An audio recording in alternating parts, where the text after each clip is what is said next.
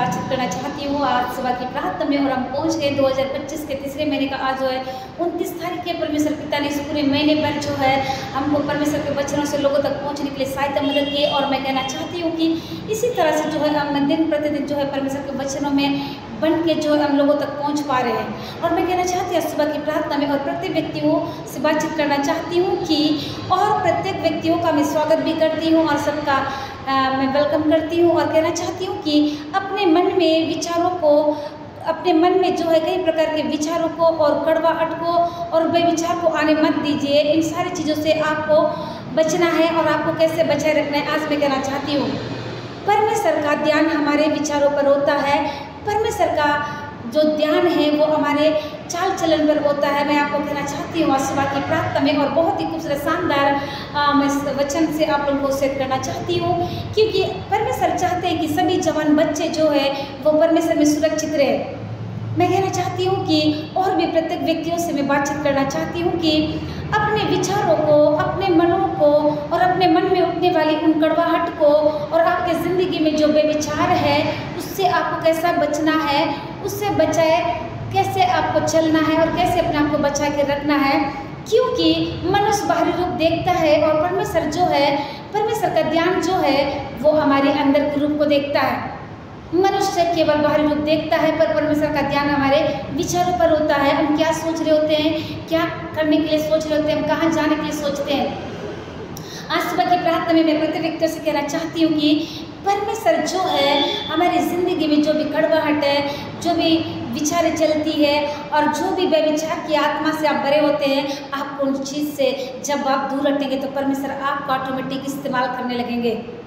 एक super natural प्रार्थना आप करने लगेंगे और उसके बाद परमेश्वर की आत्मा आपके अंदर वास करेगी और दुनिया की आत्मा आपकी ज़िंदगी से निकल जाएंगे। मैं कहना चाहती हूँ सबसे पहले परमेश्वर पिता ने आपको उस दुनिया से निकाले, फिर उसके बाद परमेश्वर ने आपके अंदर से दुनिया को निकाले, फिर उसके बाद आपको दुनिया में भेज दिए। क्यों? ताकि आप परमेश्वर के कार्यों को कर सके। आइए आप मेरे साथ में निकाल लीजिए क्या कहता है परमेश्वर का बहुत ही प्यारा खूबसूरत वचन है।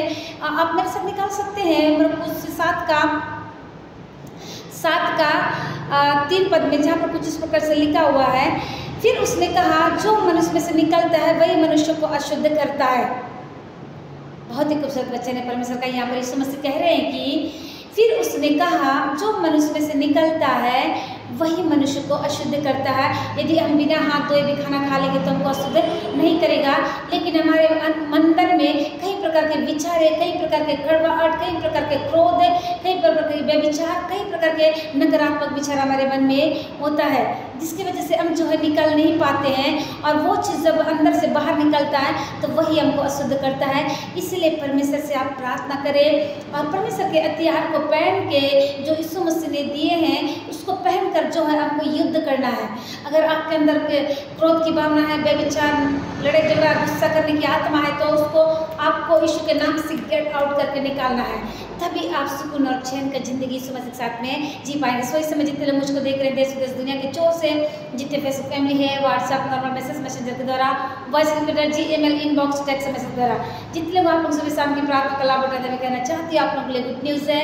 मैंने जो यूट्यूब चैनल भी खोल ली हूँ, आप उसमें भी जाकर सुबह शाम की प्रार्थना का लाभ उठा सकते हैं। यदि आपने उस चैनल को सब्सक्राइब नहीं किया है तो आप सब्सक्राइब भी कर सकते हैं। चैनल का नाम है प्रिया विज गॉड इज लव। मैंने टेलीग्राम और इंस्टाग्राम भी ओपन की हूँ, आप उसमें भी जाकर सुबह शाम की प्रार्थना का लाभ उठा सकते हैं। आज मैं सबके प्रेयर करना चाहती हूँ। आज मैं जो आप लोगों को बहुत ही खूबसूरत गवाही को देना चाहती हूँ। सो आइए। धन्यवाद, धन्यवाद जीवन के देने वाले सामर्थ्य में प्रभु यीशु मसीह, बहुत ही प्यारा खूबसूरत समय के लिए धन्यवाद पिता जो आपने मुझको दिए। आप निरंतर आगे बढ़े पिता, मैं गट्टू पिता। इस वक्त पिता जितने लोग आपके प्रेयर लाइफ से दूर हो गए उन्हें वापस लाइए। कोई गलत केस में फंस गया है, कोई कई प्रकार के केसों में फंस गए पिता, उनको बाहर निकालिए खुदा। और प्रार्थना करती हूँ एक प्रार्थना का जीवन को दीजिए पिता। धन्यवाद करती खुदा इस वक्त पवित्र आत्मा मैं और मेरा घराना मिलकर आपकी सेवा करने वाले हो सके। सारी बातों में मैं आपको देती हूँ यीशु के नाम से इस विनती को मैं मांगती खुदा, दया से सुनिए और कबूल करिए। आमीन।